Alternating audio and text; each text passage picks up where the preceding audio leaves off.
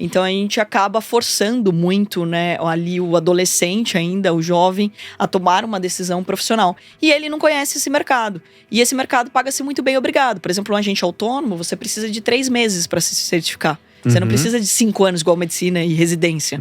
E ele ganha igual um médico ou um engenheiro na média. R$18 mil hoje, a média de um agente autônomo. Um gestor ganha mais ou menos R$100 mil.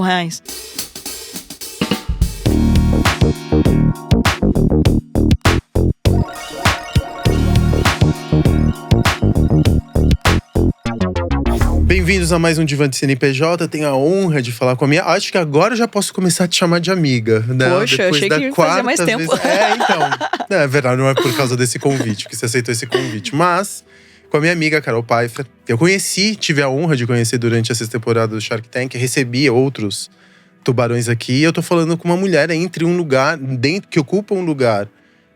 que a gente estava falando até agora há pouco. Infelizmente, é raro de você encontrar uma voz feminina dentro desse campo das finanças, dos investimentos, né, da economia.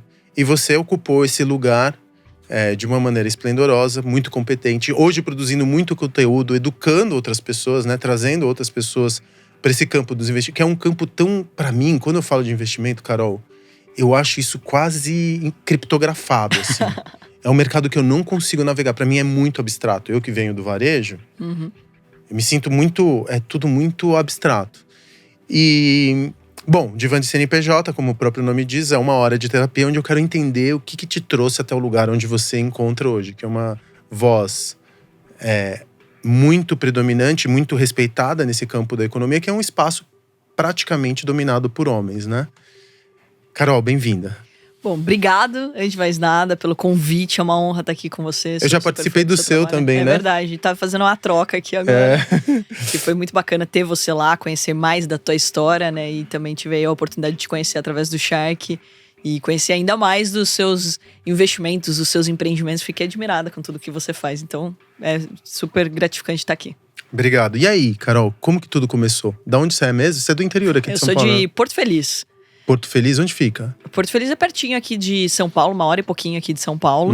E daí agora entrou pro mapa de vez quando a Fazenda Boa Vista foi pra lá, né? O Fazano, e daí virou o metro quadrado mais caro de São Paulo. É ali graças que à pandemia. Fica lá.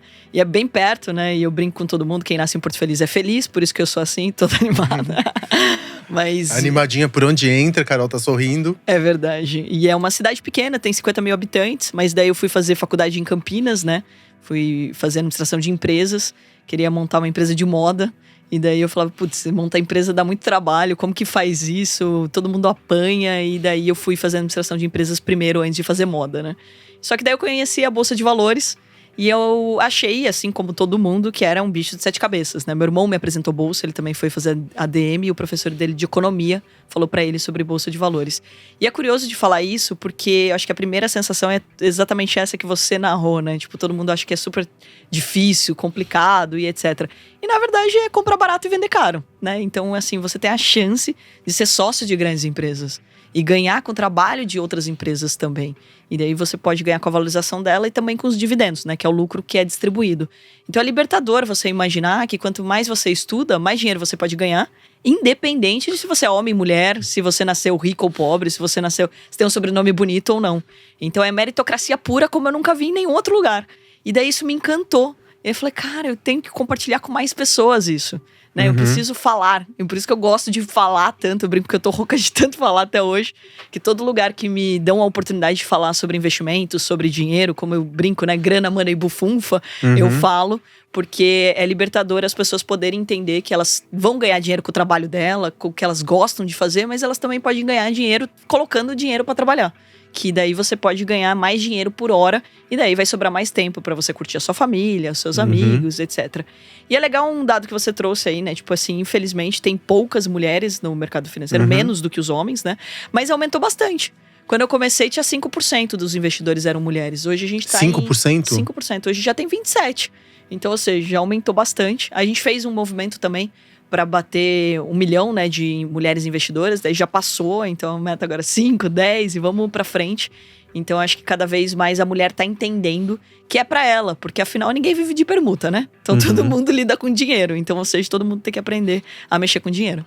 E é também uma ferramenta de emancipação feminina, né? Porque a partir do momento que a mulher, ela controla suas finanças, ela sabe investir, cada vez menos ela depende de outrem e ela pode, enfim, exercer toda a sua potência, né? Também tem uma coisa muito que eu tenho certeza que não é a tua intenção primeira, mas que de alguma forma também é uma reverberação dos campos da luta política do feminismo, de libertar as mulheres e permitir que elas cuidem das suas próprias finanças, que elas invistam, que elas enriqueçam, que elas tenham acesso a capital, né? Exato. E assim, na verdade, eu acho que não é bom pra ninguém ser refém, né? Então, quando você, por exemplo, tem uma única fonte de renda, seja homem ou mulher, você tem um trabalho e você só tem aquele salário, se o seu gerente, se o seu chefe for mal, ele tomar uma decisão errada, a empresa, né, quebrar ou ela precisar cortar custos, você vai perder teu emprego e muitas vezes nem é tua culpa. Mas você só tem aquela fonte de renda. Uhum. Então, quando você consegue atingir uma independência financeira, de construir patrimônio,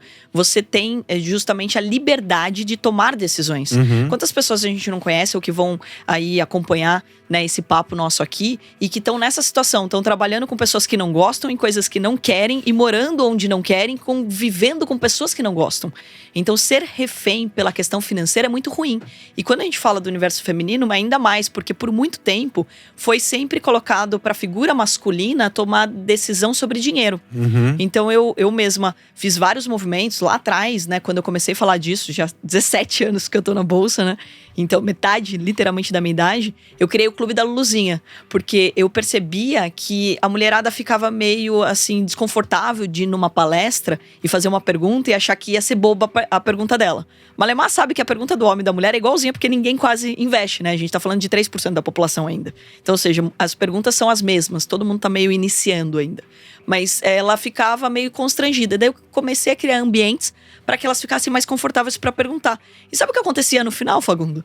Elas pegavam e falavam assim para mim: olha, eu vou falar pro meu marido, eu vou falar pro meu namorado, eu vou falar com meu pai. Eu falei, peraí, não, é pra você precisa saber sobre isso. Então eu acho que é também muito importante que a mulher, ela cada vez mais tá entendendo que ela precisa tomar suas decisões, que ela precisa ter conhecimento para que ela não seja refém da opinião nem do marido, nem do namorado, nem do gerente do banco. Ser refém da opinião do outro é muito ruim em qualquer situação. Então, acho que cada vez mais tem essa questão. E a independência financeira colabora muito para que, de fato, você esteja com as pessoas que você ama de verdade, né?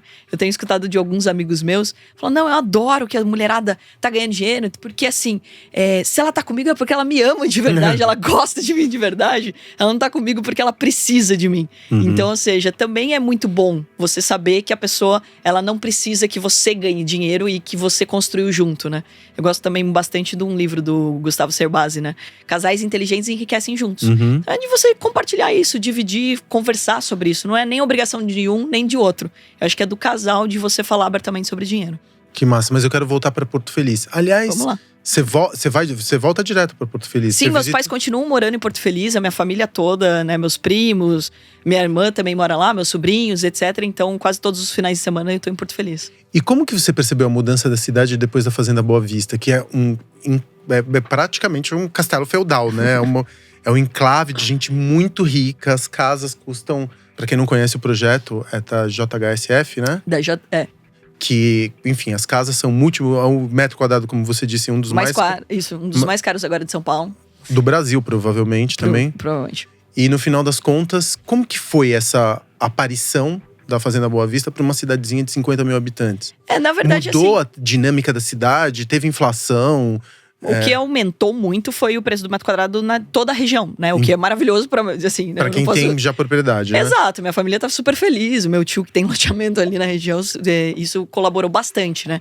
Então, assim… Eles continuam comprando terra? Então, é aí que tá. Tem esse ponto. Para quem já tinha terra se beneficia da valorização.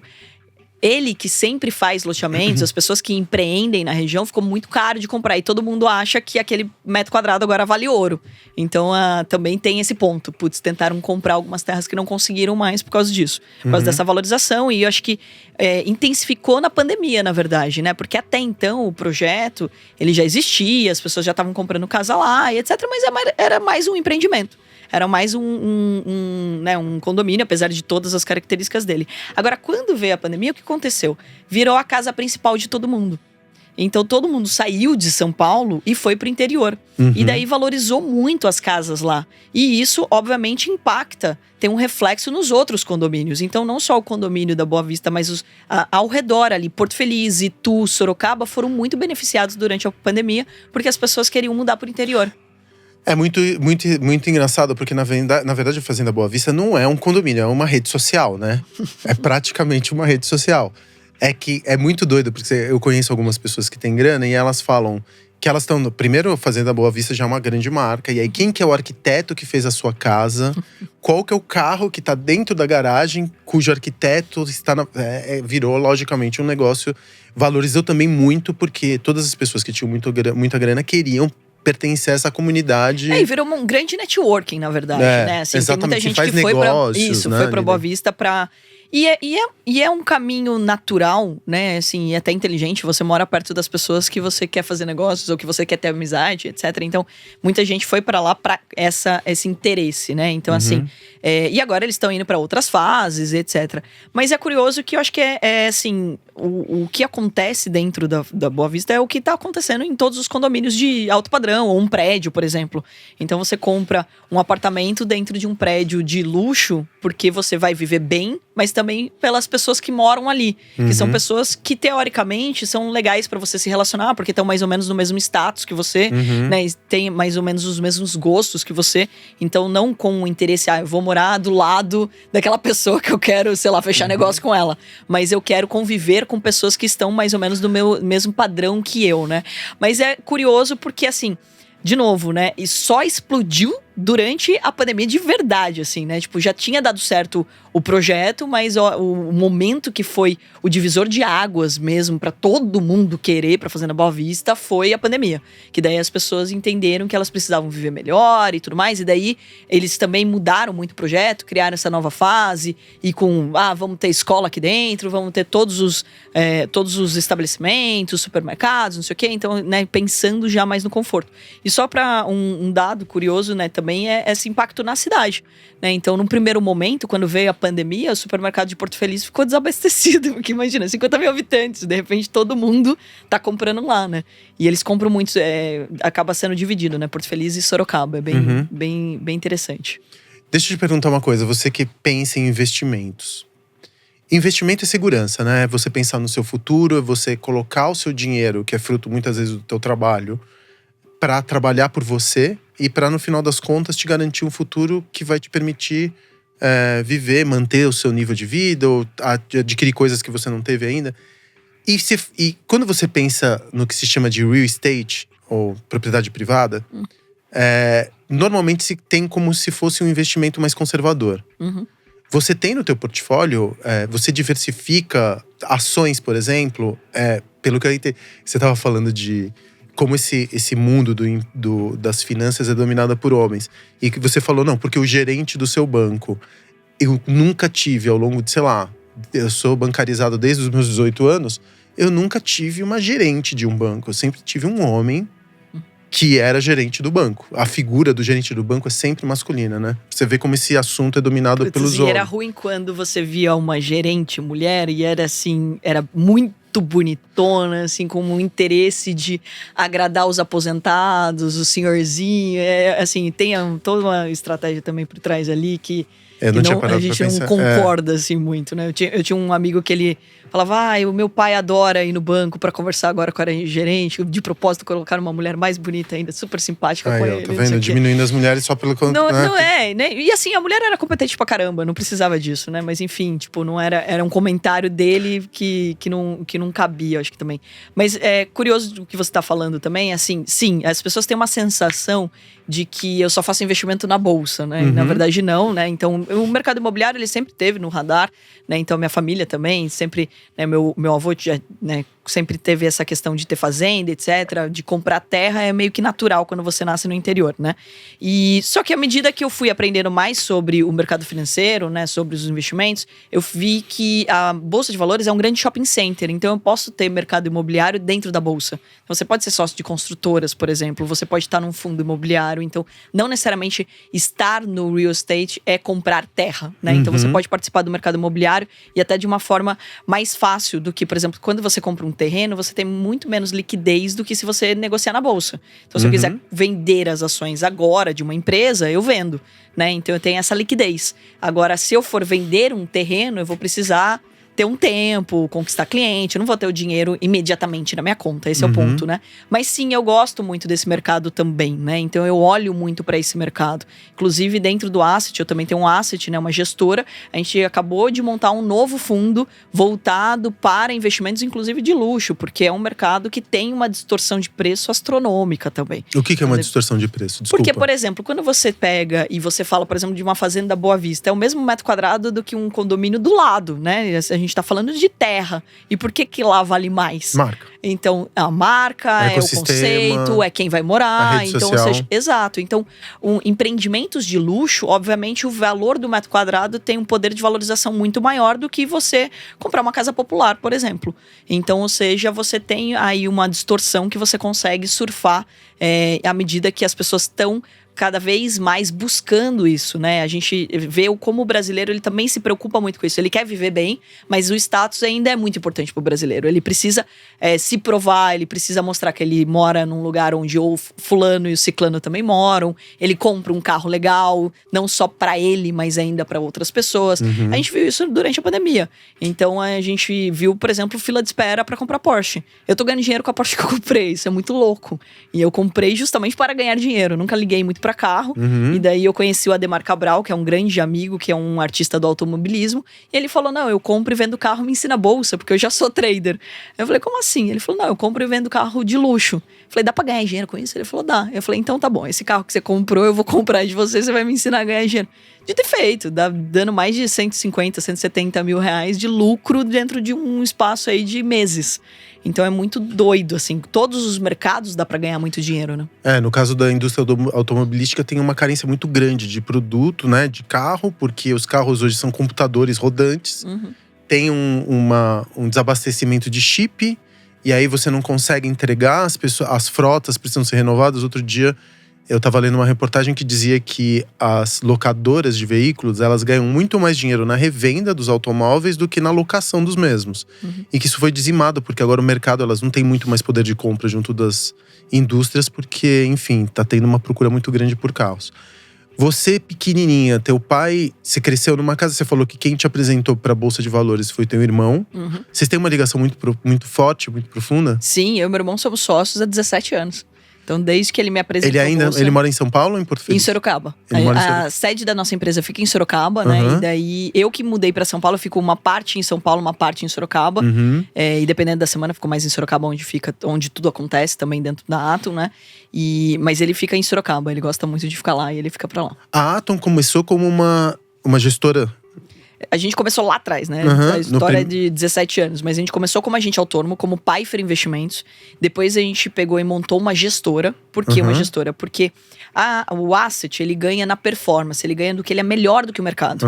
Então é muito mais transparente com o cliente você ganhar do que você é melhor do que o mercado. E a gente já tinha estudado o mercado americano, por exemplo, que a corretagem virava 0. Quando eu entrei na bolsa, a tabela, né, de corretagem era 0,5% mais 25 e 21. Tabela Bovespa.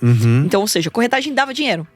Você como cliente entrava e colocava dinheiro. Toda vez que você comprava e vendia uma ação, eu ganhava 0,5% na entrada, 0,5% na saída. Então, ou seja, isso dava bastante dinheiro. Só que a gente começou a estudar que isso virava 0, né? Que conforme crescia o mercado, as corretoras, elas tendiam a deixar a corretagem 0, que é o que aconteceu agora no Brasil. Então, dito isso, né, que a gente já sabia que esse caminho ia acontecer, a gente montou uma gestora pra gente ganhar na performance. Né? E daí a gente mostrar para as pessoas que a gente estava sempre preocupada com elas, com o resultado delas. E a gente precisava ser melhor do que o mercado. Mas vocês não cobravam nenhuma assinatura, nada? Vocês só existe sempre uma taxa de administração e uma taxa de performance. Mas o que dá dinheiro é performance. Então daí você está participando do lucro do teu cliente. E daí isso dá muito mais dinheiro.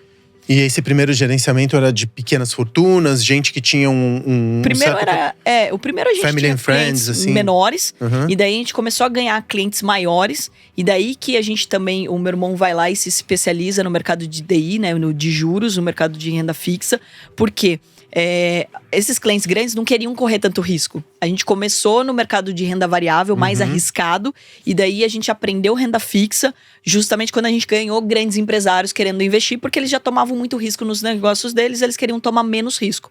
E levando em consideração que a gente é um país com uma taxa de juros altíssima, fazia todo sentido os caras quererem ficar na renda fixa, por exemplo, mas operando, por exemplo, DI. Daí meu irmão começou a operar muito mais esse mercado, a gente montou um asset, fez os nossos clientes ganharem bastante dinheiro, e daí que a gente monta uma empresa para operar o nosso dinheiro. Que daí, não me julguem agora, chama WHPH, que significa Work Hard, Play Hard. A gente não achou que ia ficar pública, mas a gente montou essa empresa e começa a operar só o nosso dinheiro. Eu, meu irmão e mais 2 traders. E daí a gente vê que esse modelo que a gente montou, ele já existia nos Estados Unidos, né? O que a gente estava fazendo meio amador, existiam as mesas de traders nos Estados Unidos e tem mais de 8 mil nos Estados Unidos. Falou, cara, como que a gente traz mais traders, mais pessoas para operar o nosso dinheiro? E daí que a gente começa a tentar achar essas pessoas. Não acha, né? Porque a gente tá falando de 3% da população hoje investe em bolsa. Você imagina profissional do mercado. E daí a gente cria um sistema educacional. A gente sempre deu aula, palestra, etc. Mas cria um sistema educacional com o interesse de contratar as pessoas no final.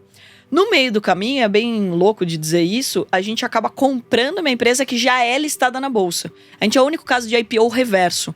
Ou seja, a gente não abriu capital. A gente não pegou dinheiro do mercado. A gente comprou uma casca, uma empresa que já era listada, colocou pra dentro dela a nossa empresa que já era lucrativa. Daí vem um pouco de loucura, né? Porque a gente queria ter capital aberto. A gente entendia que o trader, ele conforme ele cresce na nossa empresa, meritocracia, ele tinha que ser sócio. Só que se a gente tem capital fechado, é um porre, né? Porque a entrada e saída de sócios fica complicado, e fora a negociação, né? De valuation, etc. Então, ou seja, quando você tem uma entrada de sócios e a empresa tem capital aberto, fica muito mais fácil a entrada e saída, etc. E também é uma imagem institucional, né? Então, ou seja, quando você tem capital fechado, tudo que eu te falar, você vai acreditar e não tem como você checar. Agora, se eu tenho capital aberto, tudo que eu te digo, você tem como checar. Exato. E daí abre portas pro mundo todo, né? E daí que a gente cresce de verdade, porque daí a gente tem acesso a todos os fundos, todo mundo toma conhecimento que a gente existe, e daí nasce a Atom. Então a Atom hoje ela é uma empresa onde tem uma tesouraria dentro, né? Então, ou seja, uma mesa de traders, onde as pessoas operam o nosso dinheiro sem risco para elas. E do outro ponto, a gente tem um sistema educacional que a gente ensina as pessoas do mercado financeiro.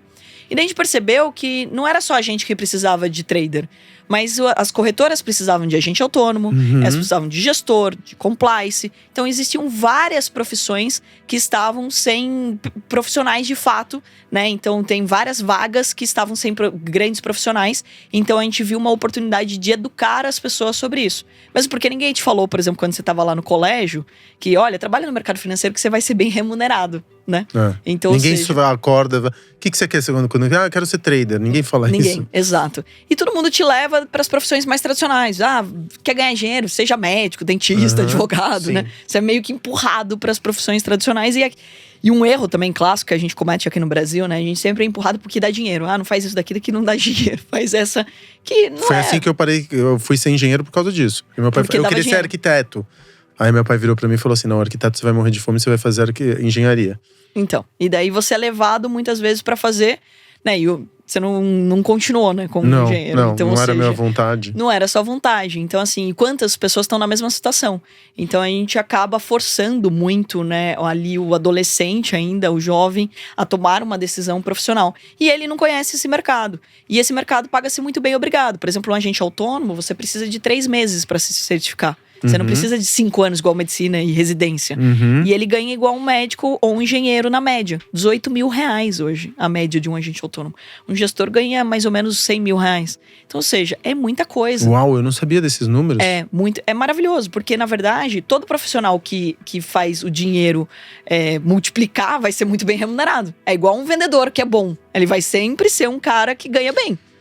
E quando você tá vendo no material humano que vai trabalhar como trader, porque pra mim é o seguinte… Carol, eu acho que eu vou te falar da cabeça de alguém que é completamente leigo. Se você me falar de investimentos, eu não sei absolutamente nada. Mesmo porque… A gente vai mudar isso. Eu reinvisto nos meus próprios negócios. Então, muitas vezes, eu não tenho energia extra pra botar no mercado. Eu tô sempre num projeto novo. Eu não tenho investidor externo. Aliás, eu fiz um projeto de crowd equity agora, que até a gente vai falar um pouquinho sobre…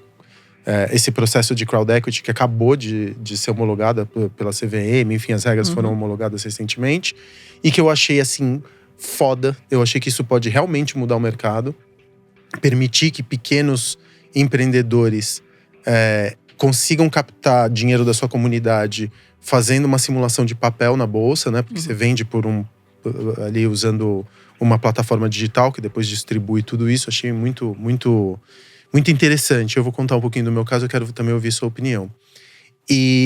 Mas quando eu vou pensar assim em ações, antigamente a gente tinha uma certa previsibilidade porque o valor de uma empresa, ele era muito lastreado na capacidade produtiva dela e não tanto em imagem. Hoje em dia a gente vê esse papel flutuando muito. Sei lá, o Elon Musk tuita alguma besteira, cai 30% o valor de uma empresa. Ela é muito lastreado em imagem e futuro.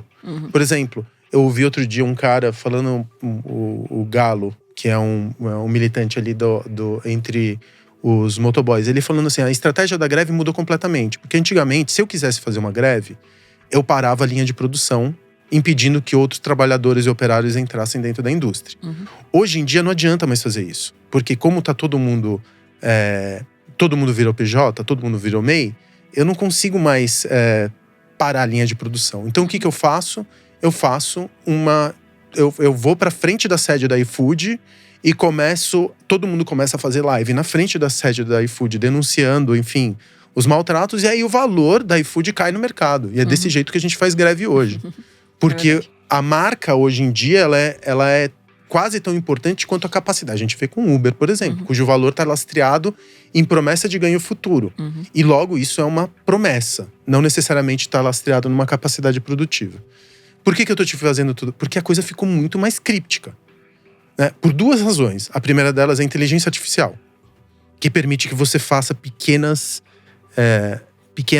compras e vendas em frações de segundo que nós, humanos, a gente não consegue nem chegar perto disso.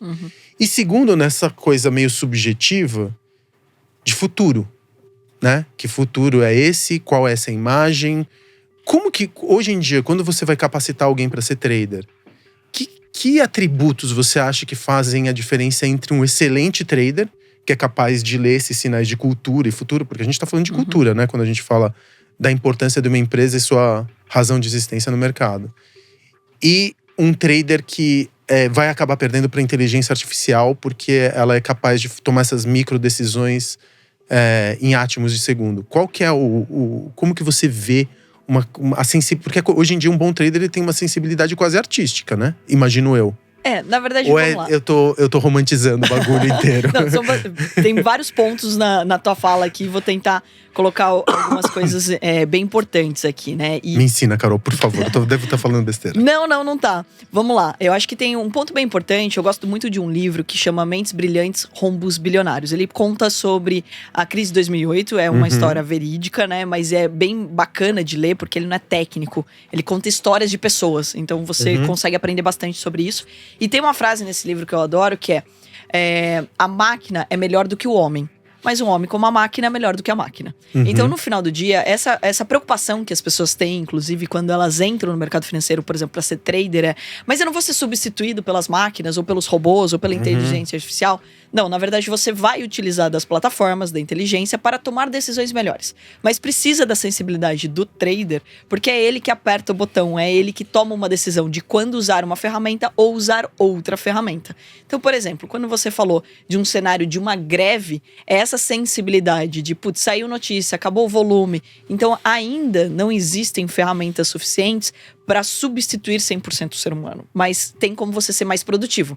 Por exemplo, hoje no seu trabalho, sei lá, com o seu celular você consegue fazer um monte de coisas. Você tem a agenda no mesmo lugar. Então você consegue otimizar o seu dia porque você tem uma agenda ali disponível no seu celular e ela vai te apitar, ela vai te alertar quando você precisa entrar num call, por exemplo, e já tem o link para você entrar no call. Então, ou seja, você se tornou mais produtivo porque você tem a ferramenta, a tecnologia a seu favor. A mesma coisa acontece com o mercado financeiro. Antigamente, né, era aquela gritaria, aquele vucu-vucu. Então você imagina, eu com esse tamanho todo, mulher no meio de um monte de homem, não ia ganhar dinheiro nunca. Hoje, graças à tecnologia, você tem isso na palma da sua mão. E você tem os gráficos para você poder analisar. Então você tem todo um histórico de preços e você tem os indicadores. E tudo isso é matemática que antes você fazia na mão. E hoje você tem o sistema para fazer isso. Não sei muito de matemática, posso ser um trader, posso ser um investidor? Sim, porque a plataforma faz conta. É ela que faz a conta no final do dia. Você não precisa ficar fazendo 50 menos 10 vezes, não tem isso. Então você consegue ver de uma forma bem didática que quando você tá tendo lucro tá verde e quando você tá tendo prejuízo é vermelho. Então, ou seja, a ferramenta ajuda muito o trader. O trader, ele precisa de duas coisas, como qualquer outra profissão, tá? Técnica e emocional. Então, nenhuma profissão você vai conseguir ter sucesso se você não tiver um bom emocional. Então, ou seja, você como um grande empresário, durante a pandemia, teve que tomar decisões importantes do teu negócio, porque eles foram fechados. E você tinha que tomar decisões em relação à sua equipe, o que você ia fazer, como você ia se manter. E depois que essa pandemia, o como você ia abrir, se você ia colocar mais dinheiro ou não, se você ia fazer reforma, ia ser mais agressivo. Se você não tá bem emocionalmente falando, você vai acabar quebrando ou tendo um grande prejuízo, porque você vai tomar decisões erradas. E no trader é a mesma coisa.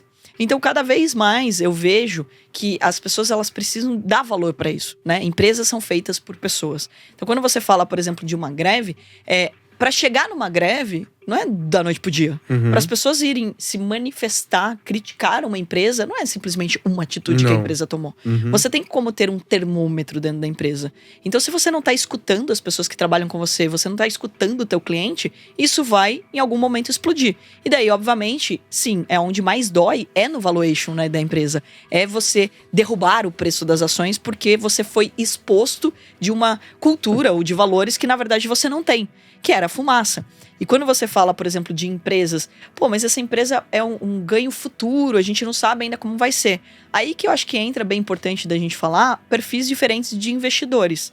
Eu, Carol, sou uma pessoa que toma o risco? Sim. Agora, qualquer risco? Não. Dentro do universo de risco, eu sou conservadora. Eu prefiro empresas saudáveis. Eu prefiro empresas que possam criar faturamento, geração de caixa e que tenham um mercado mais tradicional do que empresas, por exemplo, as famosas startups, né? Que tem, assim, vão fazendo rodada atrás de rodada e você não sabe quando de fato vai ter lucro aquela empresa. Então, assim, é um negócio que pra mim, não me atrai tanto. Eu me atraio muito mais por empresas. Eu prefiro ter 10 empresas de 100 milhões do que uma de 1 bi, por exemplo. Então, não que eu não goste da ideia de 1 bi, mas é muito mais fácil, inclusive, né? E você tem empresas ali que estão contratando mais gente. Eu gosto muito mais do que simplesmente uma empresa que tem pouquíssimos funcionários e que ela faz muitas rodadas e que ela não gera caixa. Então, também é muito perfil. E daí você colocou também, eu acho que é legal da gente colocar aqui pro pessoal, né, pontuar, quando você falou do Elon Musk, né, que, por exemplo, ele faz um tweet e cai as ações. Na verdade, isso acontece nos mercados que não são regulamentados, como o Bitcoin, por exemplo, que foi esse caso, né, tipo, que foi que mais repercutiu. Ele falou, eu vou começar a aceitar. Não vou mais. Isso acaba impactando no preço. Mas isso acontece, por exemplo, no mercado de criptoativos, porque o cripto não tem regulamentação. Nenhuma. Agora, isso não pode acontecer no mercado tradicional, B3, por exemplo. Porque, por exemplo, se a Petrobras, e isso já aconteceu lá atrás, e ela foi fiscalizada e teve todo um processo atrás disso. Ela teve uma época, lá atrás, eu estava ainda no meu primeiro escritório, e eu lembro que alguém da Petrobras deu uma palestra, e daí nessa palestra o cara falou que o recém-imposto descoberto era maior do que todos, não sei o que, né? Gerou uma especulação, as ações explodiram, subiram pra caramba naquele dia e era fumaça, aquele dado não poderia ser falado, aquilo não poderia ser falado. E obviamente foi penalizada por isso. Então, só o cuidado que a gente tem que tomar é de se manter no mercado regulamentado, pra você evitar esse tipo de manipulação de preço. Então, uma pessoa ou uma empresa ou uma notícia, ela não pode impactar tanto assim. E mesmo quando ela impacta, é importante também de dizer que aquilo não é duradouro. Ele é momentâneo. Então, aquilo tem consistência. Por exemplo, a gente falando aqui das últimas eleições, né? A gente tinha, não vamos entrar na questão política propriamente dita, mas existia uma expectativa de liberação de armamento no Brasil, né? De armas no Brasil. Isso fez com que as ações da Forjas Tauro saíram de R$3 para R$12.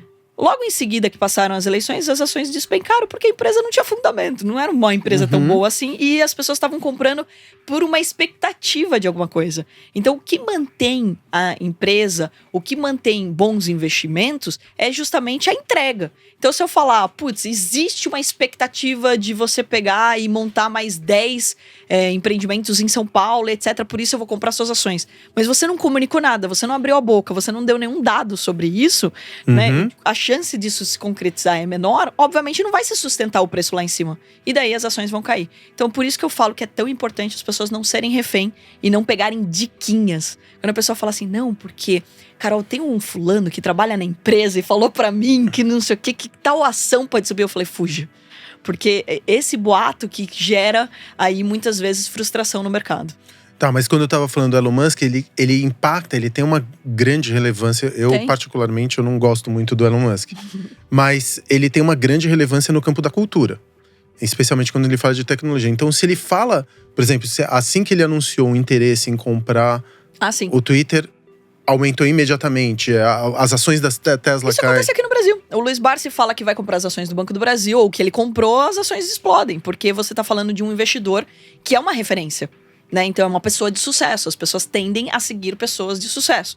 Então quem gosta, por exemplo, do Musk, vai falar assim… Se ele tá lá, eu também vou estar. Que é uma coisa que aconteceu muito no mercado de criptoativos. Você começou a perceber que grandes influencers que tinham canais gigantescos no YouTube, com uma audiência muito grande, que eles, às vezes, eles faziam aquilo que se chama buy and dump, uma coisa assim. É esse o termo, não? Buy and hold? De comprar a longo prazo? Pra você comprar a longo prazo é buy and hold, que é o fundamento da cripto. Assim. Não, mas era jump and dump. Era uma coisa do tipo, você… O administrador do cripto fazia uma relação com o influencer, falando, vamos lançar, eu vou te dar uma quantidade de ativos, você fala, isso valoriza e depois você derruba de novo no mercado. Que é o que você não pode fazer, porque isso seria uma informação privilegiada. Exato. E no caso da CVM… No cripto não tem regulamentação, você pode fazer. Você tá em zero cripto. Ou você tem posição em cripto? Não tenho posição em cripto. A gente tem uma mesa de cripto dentro da Atom, mas só para day trade, que são operações de curto prazo, né? Comprar e vender no mesmo dia. Que é um mercado que, assim, aí de novo, né? Eu separo isso e cuidado, né? As pessoas que me acompanham, eu falo assim, é que cripto não é um investimento, é uma aposta ainda. Porque você não tem regulamentação por trás, então você tem uma aposta. Você não pode comparar ela como comprar uma casa. Ou você simplesmente comprar uma ação na bolsa. Então a ação é uma empresa que é regulamentada, fiscalizada, auditada. Então tem todo um trabalho para que ela tenha capital aberto.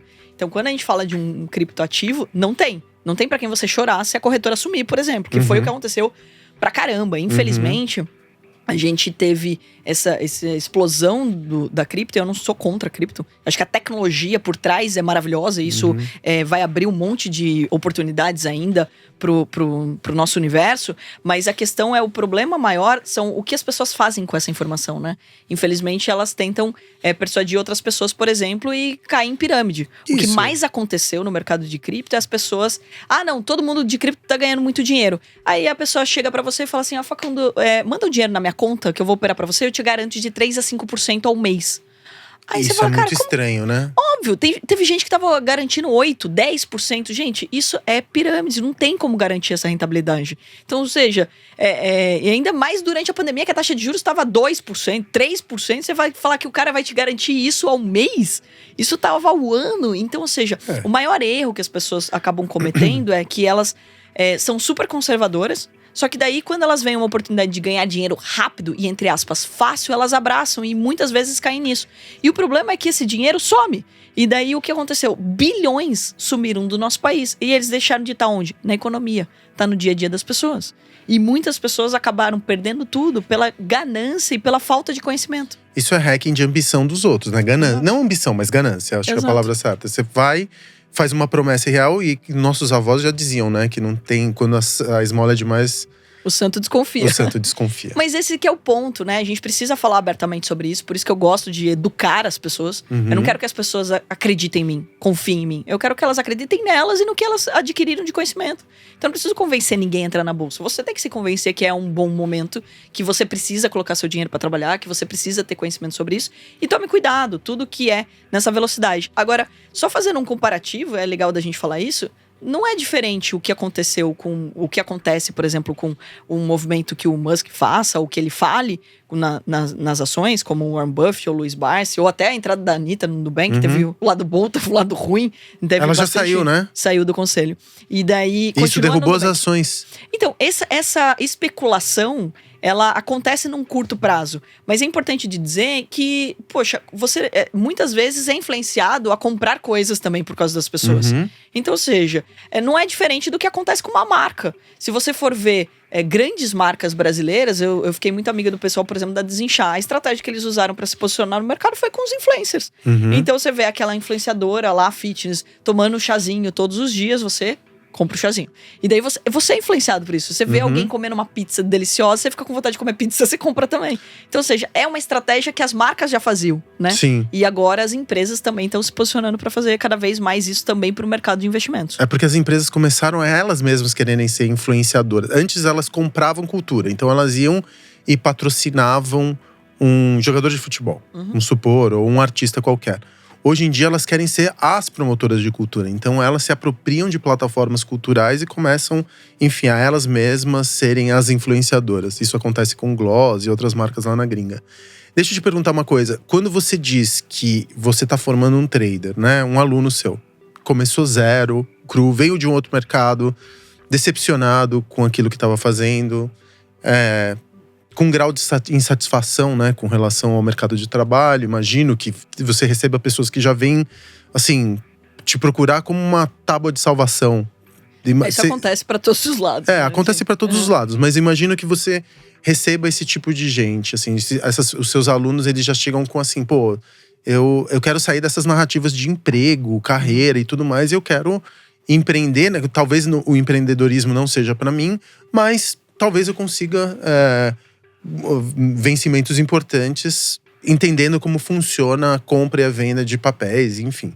Apostando, sendo sócios, como você mesmo disse, das empresas, de outros empreendedores. Essa sensibilidade que a gente está falando, que está no campo da cultura, de você entender qual que é o espírito do tempo, para onde está indo a tecnologia, o que vai ser o futuro, o que as pessoas vão consumir, são todas essas narrativas que você tem que ter muito bem estruturadas para você comprar barato e vender caro, né? Que é o objetivo fim aqui, certo? Como você colocou ali atrás. Que tipo de sensibilidade… Os teus melhores alunos, quando você vê as pessoas que mais se destacaram, quantos alunos você já formou? 67 mil. Mais de 2 milhões de pessoas assistindo nossos conteúdos e 67 mil alunos. Tá, e se você tivesse que… A elite desses 67 mil, vamos dizer, os 100 melhores alunos, o que eles têm em comum? Eu acho que essa é uma pergunta bem legal de dizer, né? Porque, assim, o sucesso, ele tá muito na disciplina. Então, se você for ver, isso eu comparo muito com o esporte, por exemplo. Quando eu comecei a correr, eu corria malemar 5 km. E daí eu me deparei com um ex-cliente meu, que era um senhorzinho, ex-fumante, que olhou pra minha cara e falou assim: eu, com 60 e poucos anos, corro 42 km, e você corre 5. Eu falei: tá. Você não morreu, eu também não vou morrer, eu vou treinar. E eu me inscrevi por uma prova. E quando você começa a participar de prova de corrida, porque eu não participava de prova, eu só corria porque eu gostava.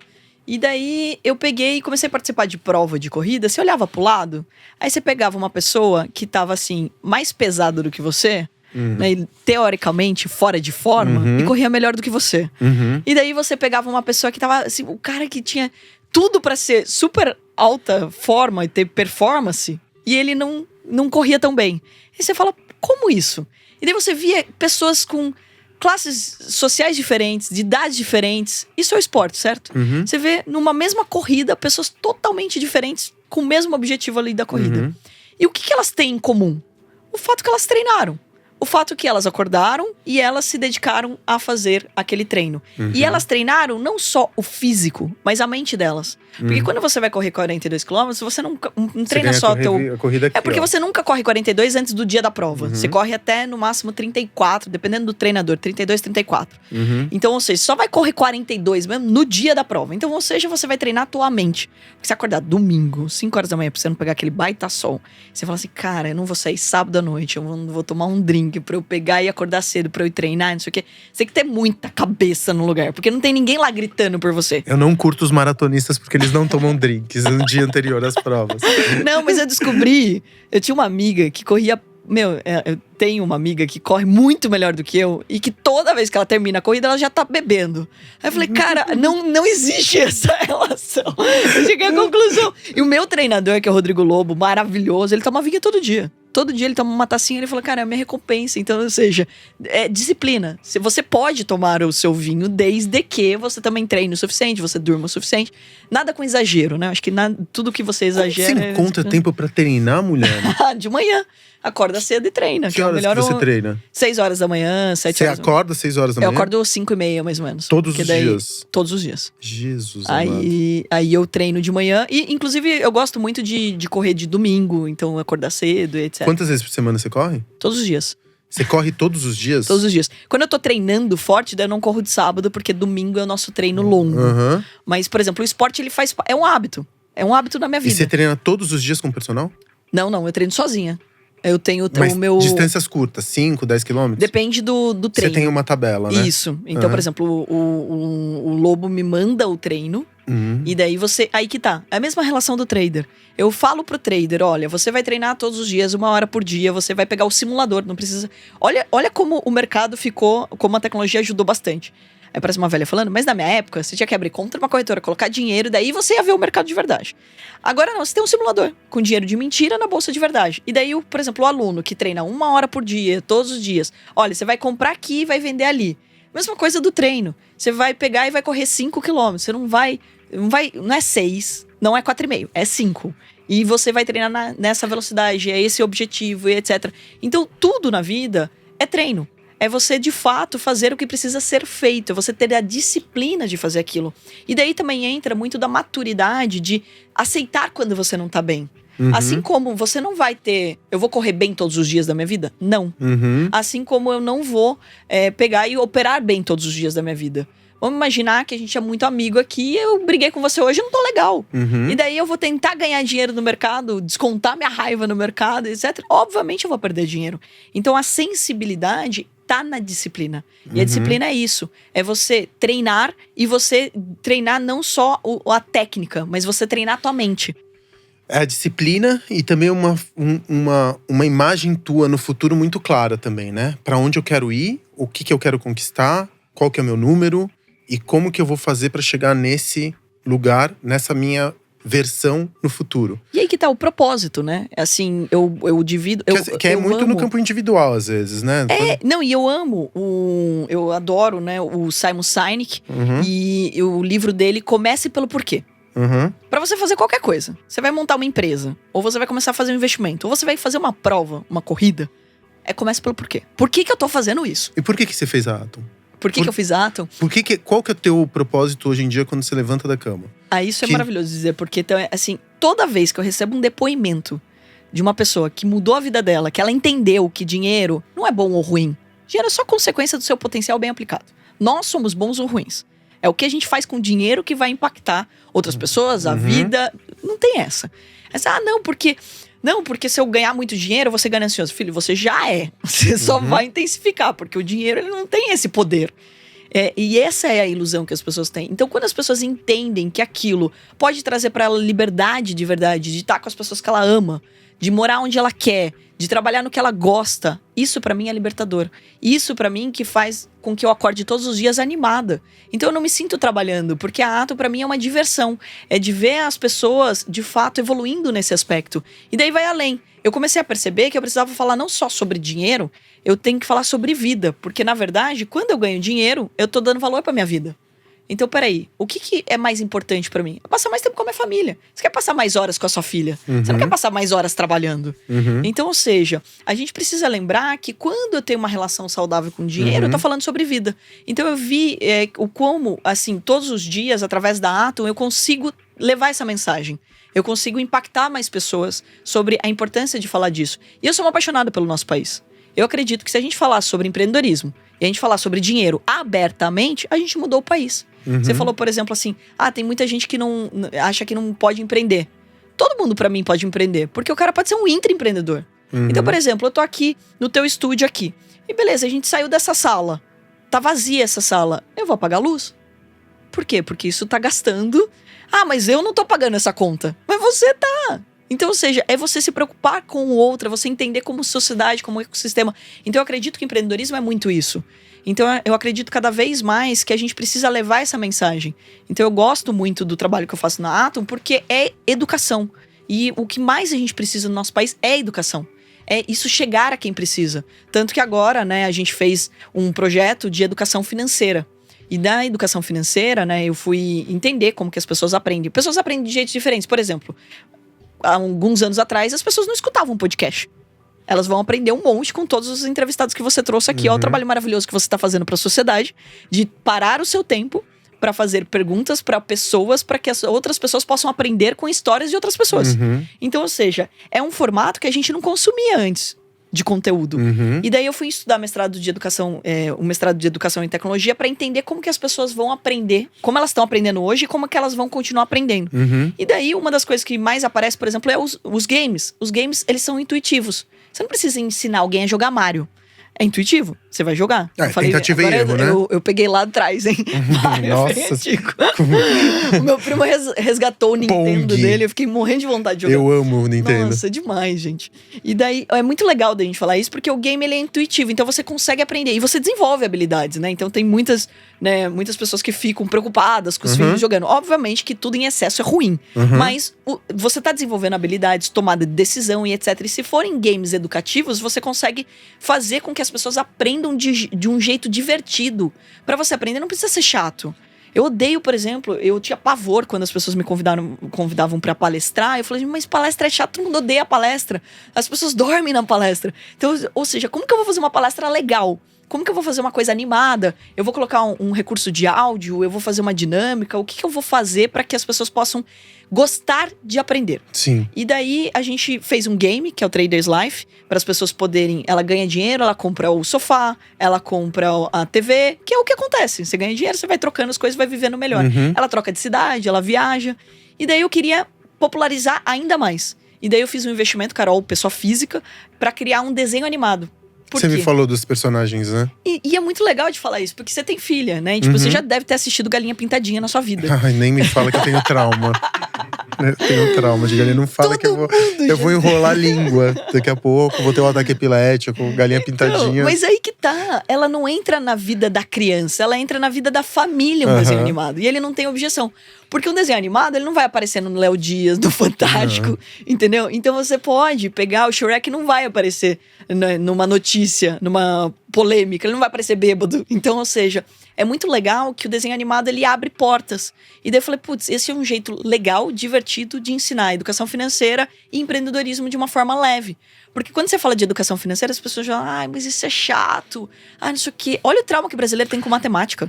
Mas é verdade, começa pelo trauma da matemática, começa com o fato da gente viver num país que é muito desigual e que, quando você vai falar de investimentos, você também tá falando de energia. Dinheiro é energia, né? Vamos reduzir. Dinheiro é uma energia potencial que você troca por mais energia ou que você converte em bens que vão te trazer algum tipo de satisfação, seja ela espiritual, seja ela egóica ou de rede social, como você quiser. Mas é uma energia. E tem pouquíssima gente nesse país que tem energia sobrando. O que eu queria te fazer uma pergunta agora, eu quero que você me ajude a entender uma coisa. Do teu portfólio, tá? Do teu patrimônio. Como que você aloca o teu patrimônio? Tantos por cento em investimentos de altíssimo risco, aqueles que se eu perder tudo bem, eu perdi, tá tudo certo. Tantos por cento em manutenção do meu patrimônio, tantos por cento em investimentos conservadores. Você, como investidora, como que você distribui esse portfólio entre arrojado e conservador? É legal de dizer que, assim, são 17 anos, né? Então, quando eu tinha 17 anos, eu tinha que ir pro alto risco. Afinal, primeiro, eu não tinha muita grana pra fazer tanta diversificação assim. E segundo, quando você tem 17 anos, se tudo der errado… Vida louca. Exato. Se tudo der errado, você volta pra casa do seu pai, você pede emprego na lojinha. E, eu nunca tive medo de trabalhar. né? Minha mãe tem loja em shopping e eu, cara, trabalhei atrás do balcão muitas vezes. Então, assim, eu sempre entendi que trabalhou, ganhou dinheiro. Você é uma vendedora, né, Carol? Você vende bem pra caramba. Então, é porque eu acredito no que eu faço, né? Eu falo assim… É um segredo da boa venda. Exato. Eu acho que assim, tem gente que consegue vender circo pegando fogo. Não é meu caso. Não é meu caso também. Eu não consigo mesmo porque você vai ver na minha cara se eu estiver mentindo. É bizarro, né? Eu sou sagitariana, então é assim, bem nítido ainda o que eu tô falando ali, né? Então…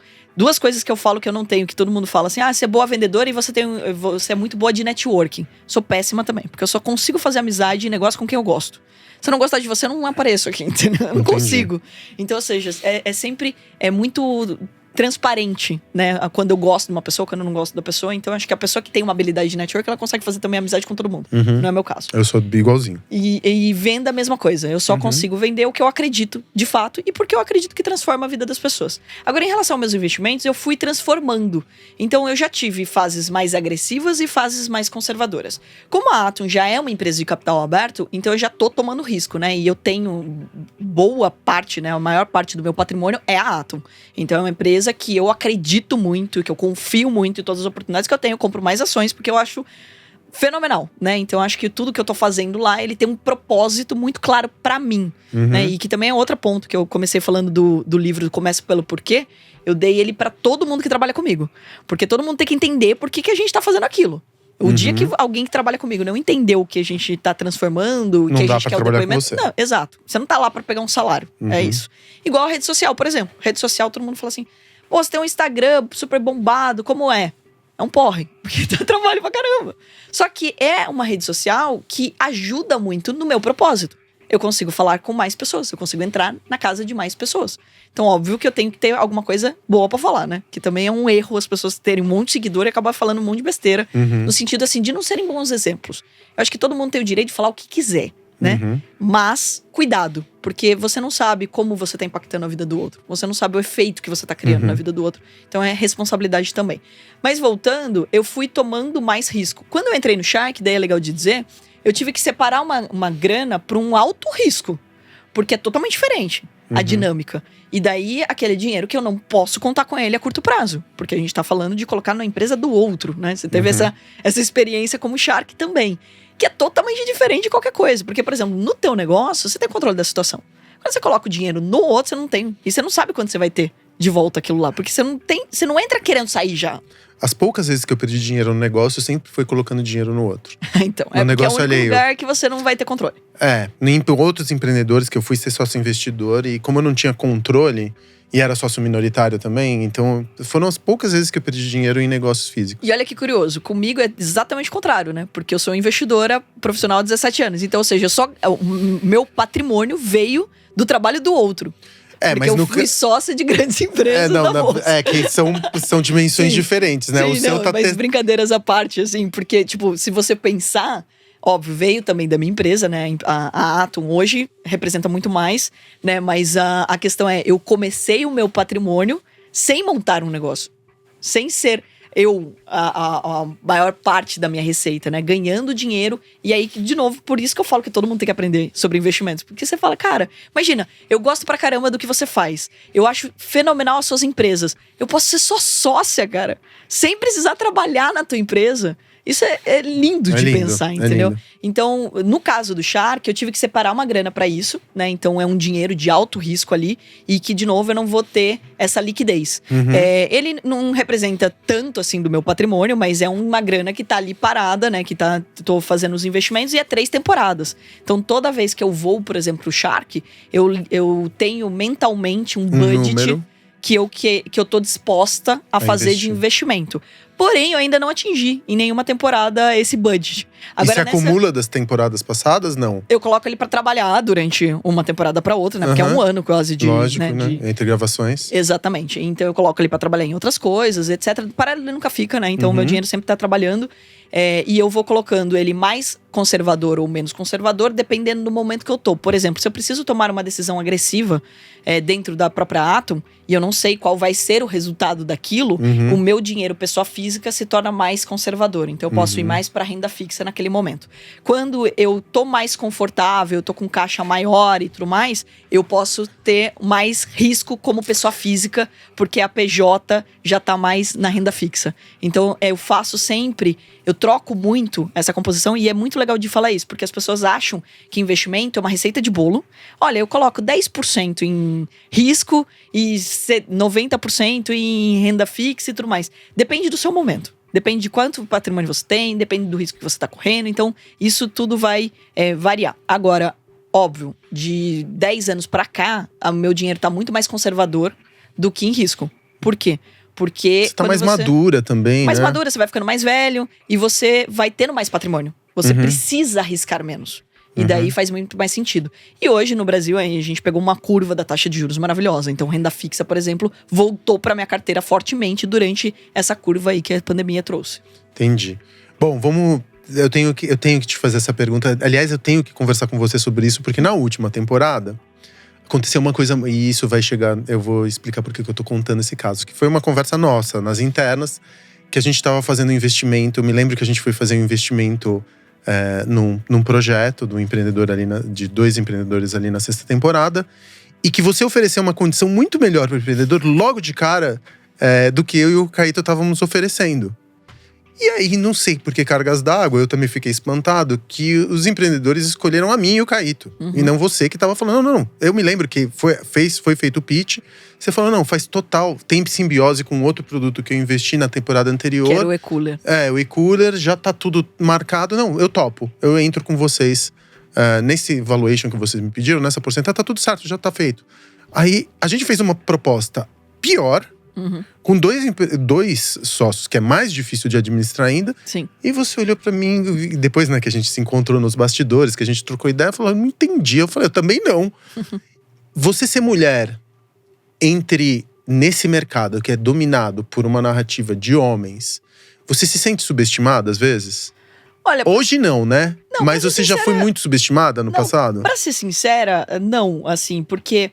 Óbvio, tem alguns lugares que sim, que as pessoas elas já te olham com preconceito, mas eu bato muito na tecla que todo mundo sofre preconceito. Você também sofre. Então, por exemplo, a pessoa pode ter um preconceito com você por causa da sua tatuagem ser diferente. Ou por causa da sua posição nas redes sociais. Ou porque você gosta mais dos drinks, por exemplo, do que… As pessoas vão ter preconceitos tudo. O jeito de falar, o jeito de andar, porque… Então, ou seja, se você for muito bonito ou se você for muito feio, se você é muito bonito, por exemplo, a pessoa já acha que você não é tão inteligente. Olha que absurdo. São vários tipos de preconceito que a gente passa ao longo da nossa vida. E como mulher, obviamente, já devo ter passado vários. E muitos que eu nem percebi. Por quê? Porque isso nunca teve como centro pra mim. Isso nunca foi tão importante. Então, ou seja, eu também acho que muitas vezes até a mulher, ela coloca uma faca nas costas desnecessária. Por quê?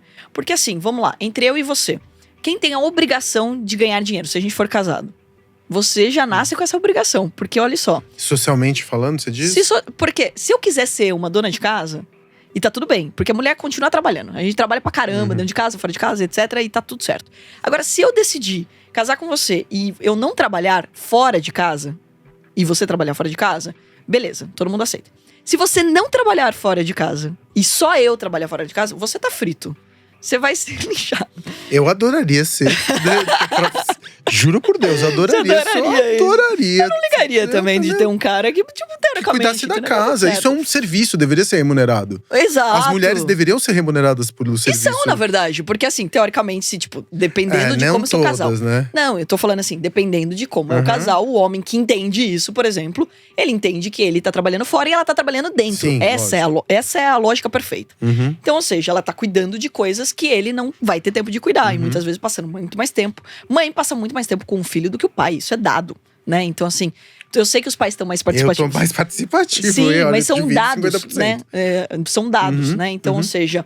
Por isso que eu bato muito na tecla que a mulher é agente de transformação. A mulher falar com criança sobre dinheiro, sobre empreendedorismo, pronto, mudou o país. Então, ou seja, por isso que eu falo muito do papel, a importância que a mulher tem na sociedade. Então, eu sei que em muitos momentos a pessoa olha pra minha cara, nossa, essa menininha não sabe nada. Só que quando eu abro a boca e eu tenho o direito de falar e de mostrar que eu tenho um conteúdo, se a pessoa continua me subestimando, ela que tá errada. E daí eu mudo de lugar. Eu não vou fazer negócio com essa pessoa, eu não vou estar perto dessa pessoa. Então ninguém é obrigado a estar naquele ambiente ou fazer negócio com aquelas pessoas. Agora, quando eu pego e abro minha boca e aquela pessoa entende que eu tenho conteúdo e ela muda, isso aconteceu várias vezes. As pessoas chegavam no meu escritório, isso acontecia comigo e acontecia com meu irmão, porque meu irmão chama Joaquim.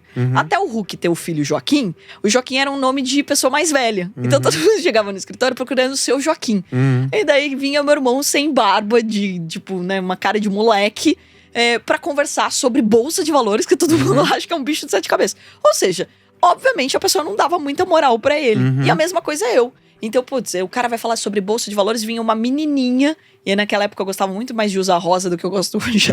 Parecia uma Barbie de terninho rosa falando sobre investimentos. O cara olhava assim, mas será que sabe o que tá fazendo? Você gosta muito de moda até hoje, né? Eu Porque gosto. você me disse lá atrás que você queria investir numa empresa de moda. Até hoje você tá sempre na estica. Obrigada.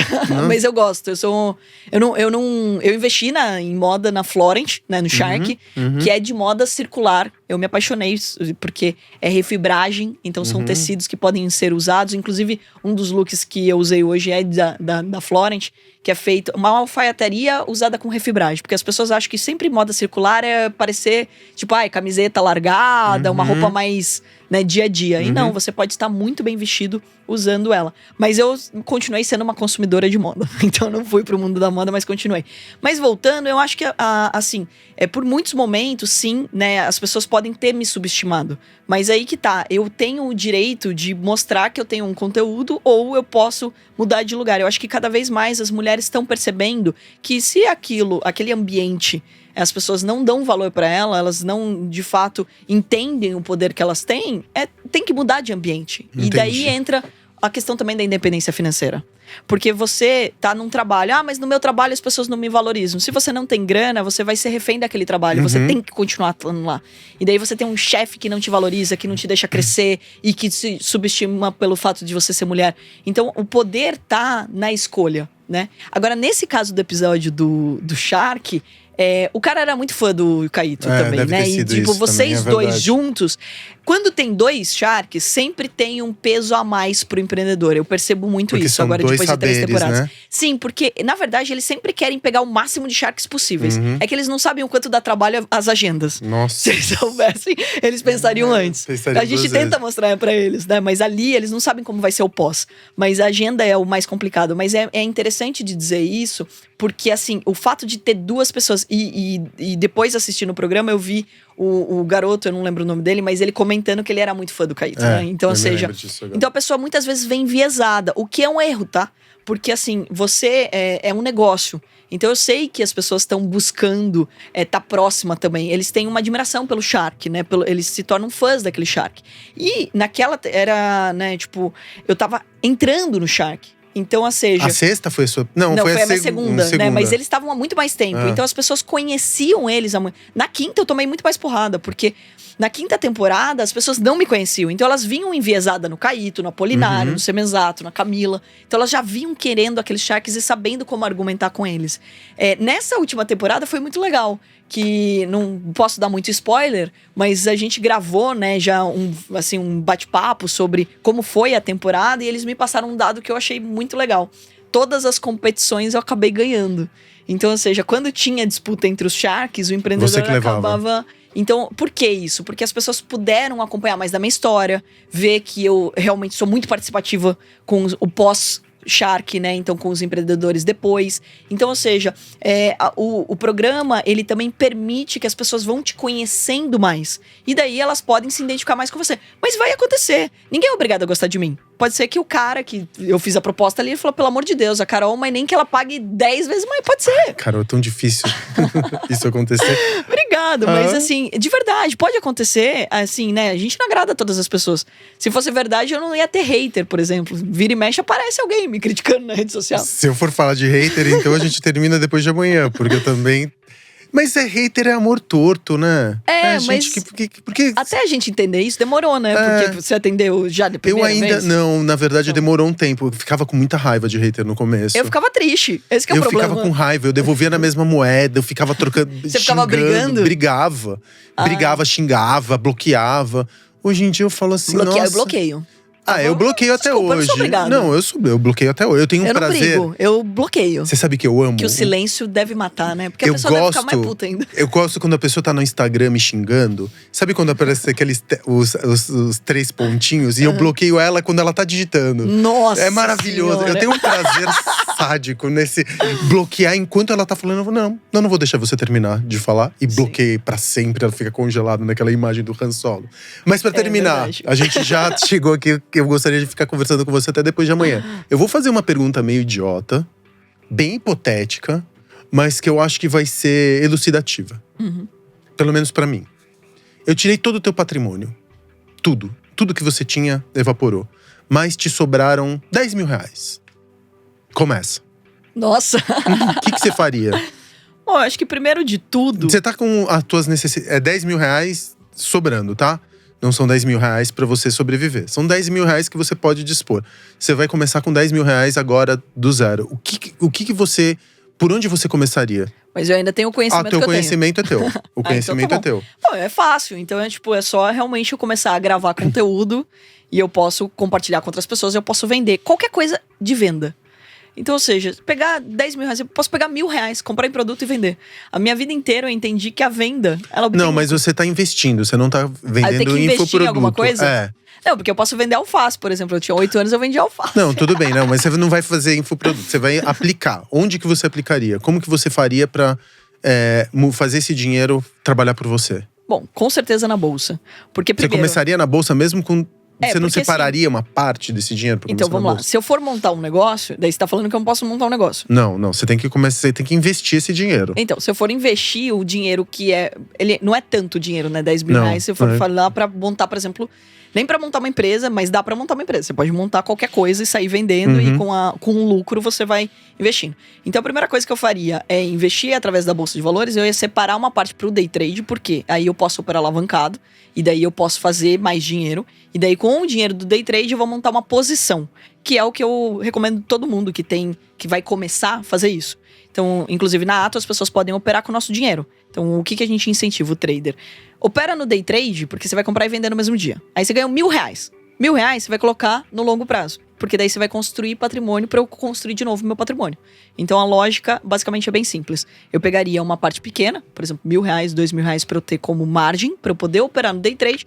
O resto eu salvaria investindo mais a longo prazo em empresas que pagam bons dividendos, ou seja, lucro que é distribuído. E eu compraria e venderia para fazer esse patrimônio ir crescendo para eu poder ter meu patrimônio de volta. Carol, deve ser um saco, né? Porque todo mundo que deve ter dinheiro fala assim, cara, onde que eu invisto meu dinheiro? Você ouviu isso muitas vezes? Toda vez. Mas olha, diquinha eu não dou. Se eu falar qual ação, não vou falar. Só tem uma ação que eu realmente vou trabalhar todos os dias pra entregar, que é a Atom. O resto, tudo pode mudar amanhã. O resto é tudo Então, ou seja, especulação. Não, porque eu posso falar pra você hoje comprar Banco do Brasil e amanhã tá diferente. Então, ou seja, de fato, as pessoas precisam… Elas não podem ficar na diquinha, elas precisam entender.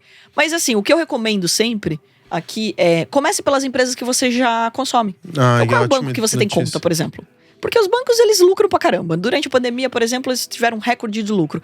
Qual é o banco que você tem conta? Se é o Banco do Brasil, Santander, Bradesco, Itaú, BTG, todos eles têm conta, eles têm capital aberto na bolsa. Você pode lucrar com o lucro que você tá dando pro banco. Então, acho que essa é a vantagem. E as empresas que você consome no dia a dia. Então, as construtoras que você mais gosta, ou se você compra em algum tipo de varejo. Então, acho que a primeira dica sempre é essa. E comece pequeno. Você não precisa sair vendendo tua casa e colocando em investimento. Então comece investindo R$100, R$200, entendendo a dinâmica do mercado, para que você fique confortável. E sabe qual é o melhor investimento? Aquele que você dorme à noite. Então, ou seja, aquele que você entendeu o risco que você está correndo. Então, se eu pegar e for investir no teu negócio, mas não entendo nada do teu negócio, eu sou refém de tudo que você está falando. Aí eu vou acordar todo desesperado. Eu vou ver, por exemplo, uma notícia e vou achar que você está sendo impactado e que a gente vai perder dinheiro.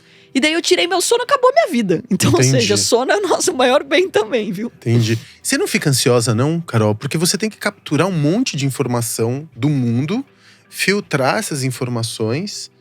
Você não sofre de ansiedade, assim, de fomo? Não, ansiedade Você acorda vai treinar, mas você não fica o treino ajuda. Você não fica naquela urgência de absorver as informações de todos os canais de notícias, ler 8 jornais por dia, nada? Não, na verdade, assim, essa ansiedade, já, né, depois de 17 anos, ela já realmente já despencou. Já tá administrada. Já tá administrada. Então, no começo, sim, tinha aquela vontade de ler todas as notícias, saber de tudo. E você não pode perder nada. É muito uma característica que você tem quando você é, por exemplo, adolescente, né? Você entra na faculdade, você tem que ir em todas as festas. Imagina, eu saí de 50 mil habitantes e fui morar em Campinas. Você quer ir em todas as festas. Não tinha nenhuma festa em Porto Feliz. Então, ou seja, você quer aproveitar tudo, é a mesma coisa. Quando você entra na bolsa, você quer ver todas as notícias, você quer cobrir todas as ações. Eu olhava todos os gráficos todos os dias, são 400 empresas. Eu olhava todos. Então, ou seja, eu ficava até 3 horas da manhã no escritório. E daí, ao longo do tempo, você vai percebendo que você não precisa cobrir tudo. E tá tudo bem, você pode focar em alguns investimentos. Então, assim, e tem muitas pessoas que até acabam me mandando mensagens: você não pode perder essa oportunidade. Por quê mesmo? Tipo, eu vou sobreviver, pode ficar tranquilo.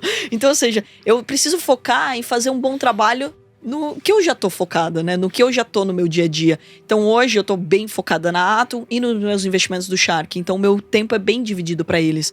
Então, eu tomo muito cuidado em relação a isso. Eu fico muito ansiosa com projetos novos dentro da Atom. Porque, como eu falei, eu sou tão apaixonado por tudo que eu tô fazendo que eu quero que eles saiam logo. E nem sempre saem na velocidade que a gente deseja, né? Então a minha ansiedade ela é muito mais presente nos meus negócios da Atom e também nos investimentos que eu faço no Shark.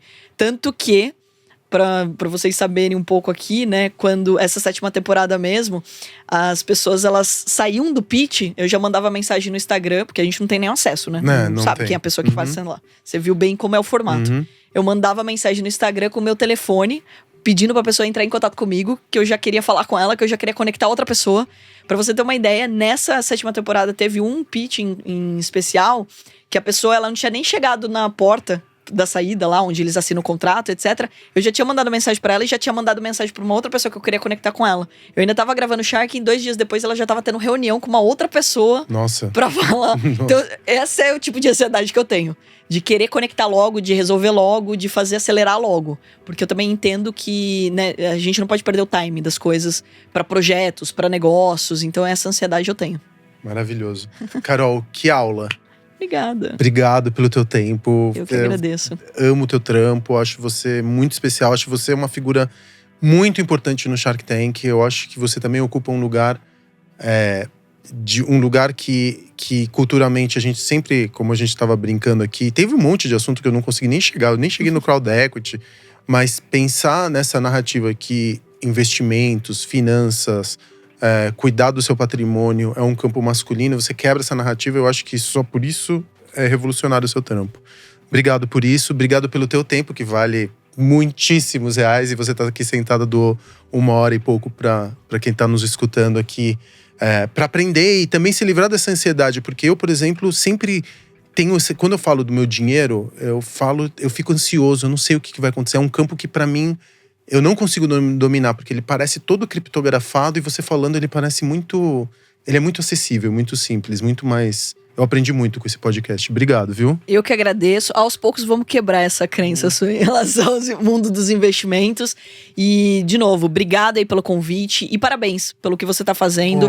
Não só como um grande empreendedor que inspira outras pessoas a empreenderem, a tomarem risco, a fazerem negócios, a acreditarem ainda que pode ganhar muito dinheiro no nosso país e gerar emprego e fazer tudo acontecer, mas também você ter se dedicado a estar aqui. Então o seu tempo também vale muito e você para entrevistar pessoas, para compartilhar histórias, e é isso que eu acredito que pode ajudar mais pessoas. Então, parabéns, obrigada mais uma vez. E é uma parte da nossa responsabilidade, né, Carol? Você tem essa coisa também de professora, né? Exato. De passar para frente, educar, que eu acho que, como você bem disse, pra gente fechar isso daqui, empreendedorismo no Brasil precisa de educação. Exato. A gente precisa educar as pessoas a empreenderem, a gente precisa educar as pessoas a serem, enfim, responsáveis pelo seu próprio destino e pararem de reclamar, né? E eu acho que é através do empreendedorismo que a gente vai mudar o Brasil.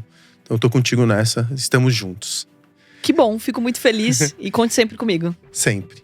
Diva de CNPJ, toda quarta-feira. Se você gostou desse episódio, manda pra alguém, critica, bota ali uma avaliação no Spotify, em qualquer plataforma de áudio ou de vídeo. Obrigado, até quarta-feira da semana que vem.